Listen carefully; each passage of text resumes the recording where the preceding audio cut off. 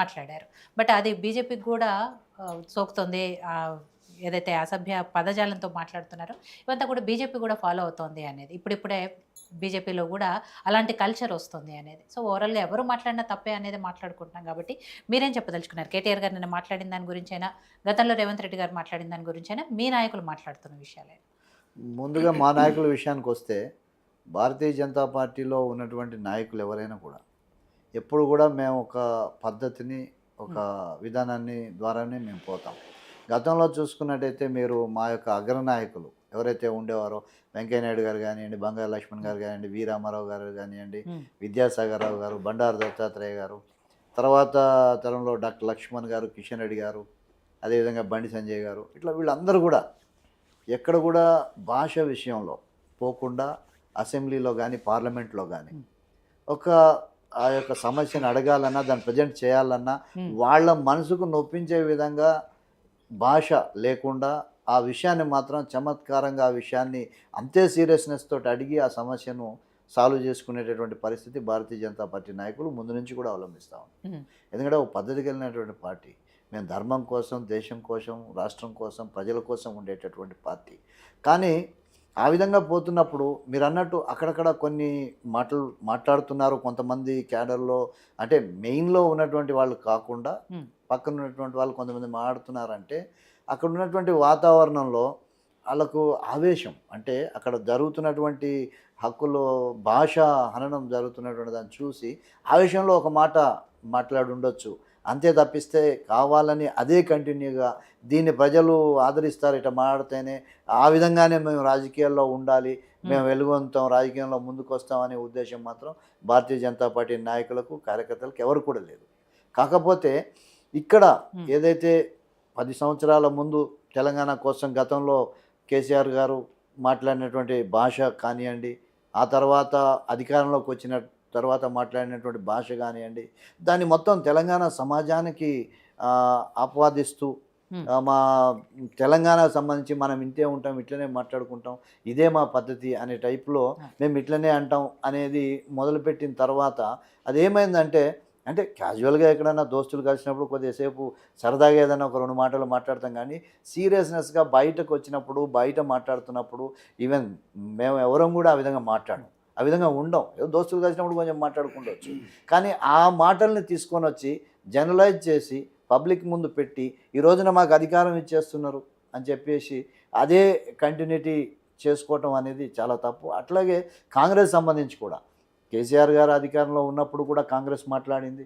అక్కడ ఉన్నటువంటి రేవంత్ రెడ్డి గారికి ఇచ్చిన తర్వాత, పీసీ అధ్యక్షుడు ఇచ్చిన తర్వాత కాస్త అగ్రెసివ్గా ఇవన్నీ కూడా మాటలు ఈ విధంగా మాట్లాడటం, ఆ తర్వాత ప్రజలు అధికారం వేయటం, ఆ విధంగా ప్రజల అధికారం ఇచ్చిన తర్వాత వచ్చి మళ్ళీ ముఖ్యమంత్రిగా కూడా అదేవిధంగా కొంత భాష వాడుతూ ఉండటం, దానికి వీళ్ళు అపోజిషన్లో ఉండి కూడా అదేవిధంగా మాట్లాడటం, అదేవిధంగా కౌంటర్స్ చేయటం, ఈ 2 కూడా జరుగుతున్నటువంటి దానివల్ల ఏంటంటే తెలంగాణకు సంబంధించినటువంటి ప్రజల యొక్క విశ్వసనీయత కానీ, భాష కానీ చాలా ఇబ్బంది పడుతూ ఉన్నది.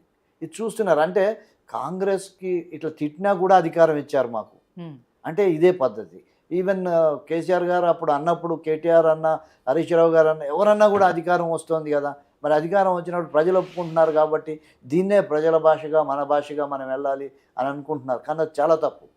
ఈ రోజున కేసీఆర్ గారు కానీ, టీఆర్ఎస్ పార్టీ కానీ ఎందుకోసం ఈ రోజున అధికారం పోయింది అంటే, ఒక నేను ఏదన్నా అంటే నడుస్తుంది, మేము ఏదన్నా అనొచ్చు, మాకు ఆ లెవెల్ ఉంది అని ఈ రోజున మాట్లాడటం వలన అధికారం పోయింది. అదే కింద ఉన్నటువంటి ఒక సామాన్య కార్యకర్తను కానివ్వండి, ఒక సామాన్య ప్రజలను కానివ్వండి, ఈరోజు ఆ విధంగా భాష మాట్లాడమనండి, మాట్లాడితే వీళ్ళు ఊరుకుంటారు అసలు ఎవరైనా కూడా? అదేంటి అహంకారంలో నుంచి వస్తున్నటువంటి ఒక భాష, అది తెలంగాణ భాష కాదు అది ఇక్కడ కూడా. అట్లాగే కాంగ్రెస్ పార్టీలో కూడా కాంగ్రెస్ సంబంధించినటువంటి వస్తున్నటువంటి ఆ యొక్క వ్యవహార శైలి కూడా సేమ్ అదే కల్చర్.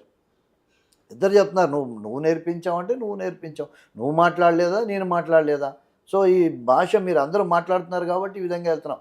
బట్ వీళ్ళందరూ మాట్లాడినా కూడా 90%, 99% భారతీయ జనతా పార్టీ అటువంటి భాషా ప్రయోగం చేసి అధికారంలోకి రావాలనేది ఎప్పుడూ భారతీయ జనతా పార్టీ చూడదు. ఎందుకోసం అంటే తాత్కాలికం. ఆవేశాన్ని నువ్వు కాసేపు నీ మాటలతోటి కొంచెం రెచ్చగొట్టచ్చు ప్రజల్ని, తాత్కాలికంగా నువ్వు లబ్ధి పొందవచ్చు, కానీ ఫ్యూచర్లో అది ఉండదు. అది భారతీయ జనతా పార్టీ ఎప్పుడు కూడా నమ్ముతుంది. ఎప్పుడు కూడా రాజకీయం అనేది ప్రజల్ని రాబోయే రోజుల్లో మంచి దారిలో వెళ్ళాలనేటటువంటి విధానంలోనే భారతీయ జనతా పార్టీ నాయకులు కానీ పార్టీ కానీ ఉంటుంది. కాబట్టి అటువంటి దాంట్లో పోం. అధికారం లేకపోయినా పర్లేదు. గతంలో చెప్పాం, 2 సీట్లు వచ్చినా 3 సీట్లు వచ్చినా మా యొక్క ఏదైతే నినాదాలు ఉన్నాయో 370 ఆర్టికల్ కానీ, రామ జన్మభూమి కానివ్వండి, అదేవిధంగా త్రిబుల్ తలాకులు కానివ్వండి, కామన్ యాక్ట్లు కానీ, రకరకాలు మేము చెప్పినటువంటి దాన్ని ఎక్కడ సిద్ధాంతాన్ని మేము వదల్లా. మీరు పోతారు, మీరు ఓడిపోతారు అవి పెట్టుకుంటే అన్న కూడా మేము వదల్లా. అట్లాగే ఈ విషయంలో కూడా, భాష విషయంలో కూడా మేము ఒకటే చెప్తాం, ఎక్కడ కూడా ఆ విధంగా పోము. పోయే వాళ్ళను కూడా అది మంచి పద్ధతి కాదు, అది వెళ్ళొద్దనే సలహా ఇస్తాం. అది ఎవరైనా కానివ్వండి, ఎనీ పార్టీ అయినా ఎవరైనా సరే ఆ విధంగా మాట్లాడుకొని అందరి ముందు ఆ విధంగా మనం తిట్టుకొని అరుచుకొని అందరూ లేనప్పుడు సరదాగా మాట్లాడుకుంటే వచ్చేది ఏముంది, పోయేదేంటి? మనకు సంబంధించినటువంటి మన సంస్కృతి, మన సాంప్రదాయాలు మట్టి కలిసిపోతాయి. ఈ రోజున బయట ఎక్కడికి వెళ్ళినా సరే మనకున్నటువంటి దీంట్లో మనం చూస్తే తెలంగాణ అంటే ఒక ముఖ్యమంత్రులు, తెలంగాణ అంటే మా యాస భాష మా గోస ఇదే అని అంటే అది కాదు కదా. మన సంస్కృతి చెప్దాం. మీరు గతంలో కొన్ని చేశారు ఏది బతుకమ్మ సంబరాలు కానివ్వండి, అదేవిధంగా మన కల్చర్ని ఉట్టిపడేటటువంటి బోనాలు సంబరాలు కానివ్వండి. ఈ రోజున అట్లాంటి కాంగ్రెస్ కానీ టీఆర్ఎస్ కానీ కొంత మన సంప్రదాయాల్ని సంస్కృతిని మనం వెలుగులోకి తీసుకొచ్చి మన పూర్వ వైభవాన్ని మనం మళ్ళీ చూయించుకుంటాం. అది చూయించండి, అది దాంట్లో నో డౌట్, అవి చేయండి. అంతేగాని తిడితేనే అధికారం వస్తుంది, మనం ఇట్లా పోతేనే మనం రాజకీయంగా కొనసాగుతాం అనేటటువంటి తప్పు. అందుకే మేము చెప్పేది ఏంటంటే అది మంచి పద్ధతి కాదు. ఎవరైనా సరే ఆ విధంగా మాట్లాడుకోకూడదు, ఆ విధంగా తిట్టుకోకూడదు. అది ఇన్హౌస్ కానీ బయట కానీ ప్రజల ముందు కానీ ప్రజలు లేనప్పుడు కానీ ఒక మంచిగా మనం అందరం మాట్లాడుకోవాలి, ఉండాలి. విషయాన్ని మాత్రం సమర్థంగా ఉన్నటువంటి అంశాన్ని సమర్థంగా ఎదుర్కొనేటట్టు దాని విషయాన్ని చెప్పండి. మీరు అవినీతి చేయలేదనుకుంటున్నారు, అవినీతి చేయలేదనేది సమర్థంగా చెప్పండి. తిడుతూ మీరు అట్లా మీరు ఇట్లా ఓ సందర్భంలో అన్నారు, నాకు గుర్తుంది. ఉన్న తిట్లన్నీ చెప్పి, ఉన్న తిట్లన్నీ నాకు కూడా వచ్చి కానీ నేను చెప్పదలుచుకోవాలా, ఉన్న తిట్లన్నీ చెప్పి నేను కూడా ఇట్లా అంటే అనగలం అంటే సో అది కరెక్ట్ కాదు. అసలు ఆ విధంగా కూడా కాదు. చమత్కారం అంటే అది కాదు. సో ఒక మంచి పద్ధతిలో వెళ్ళాలి. ఆ విధమైనటువంటి ఒక రాజకీయం తెలంగాణ రాష్ట్రం రాబోయే రోజుల్లో అయినా సరే ఒక మంచి సంస్కృతి సాంప్రదాయాన్ని మనం తీసుకెళ్ళాలి.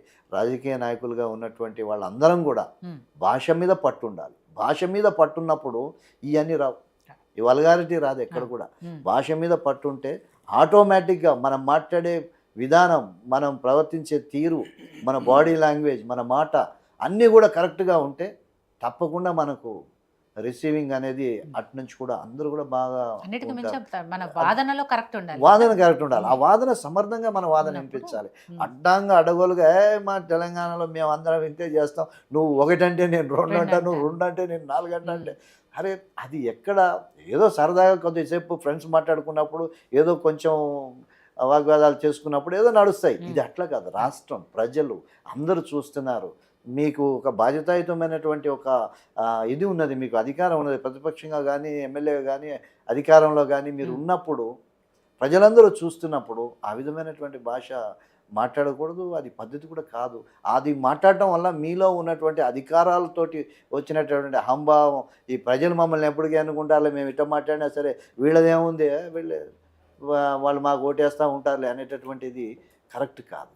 ఇప్పుడు ఇందాక మిత్రులు అడిగారు, మీరు వాళ్ళు కరెక్ట్ మాట్లాడారా, మేము కరెక్ట్ మాట్లాడామా, అసలు ఎవరు కరెక్ట్గా తిట్టారు, మీరు పోల్ పెట్టండి అని అన్నారు. పెడితే దాని ప్రకారం వస్తుంది ఎవరు మంచి. అది కాదు అసలు పెట్టాల్సింది, అది కానే కాదు. మన భాషను ఏ విధంగా తీసుకెళ్ళాలి, మనం ఏ విధంగా ముందుకెళ్ళాలి అనేటటువంటి డిబేట్స్ కావాలి. పార్టీలలో కూడా మేము చేస్తాం. మాకు శిక్షణ శిబిరాలు జరుగుతుంటాయి.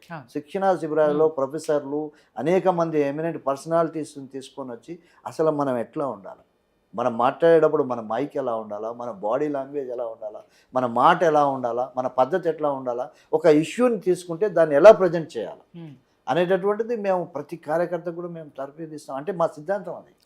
సో అట్లా ఆ విధంగా అందరూ ఉండాలని